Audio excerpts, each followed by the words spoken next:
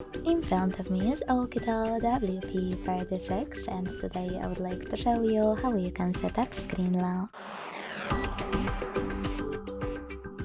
Begin by opening Settings and scrolling down to access Security.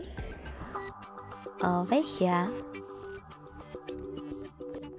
Then tap on Screen Lock under Device Security and tap on one of those login methods, pattern, PIN or password.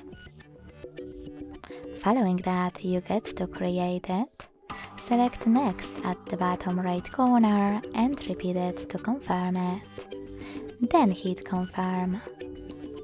Now answer this question by selecting one of the available options. In my case, don't show notifications at all.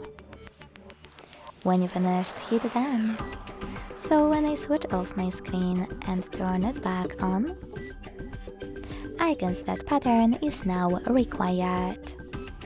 Thanks so much for watching. If you enjoyed this video, leave a like, comment and subscribe. Bye!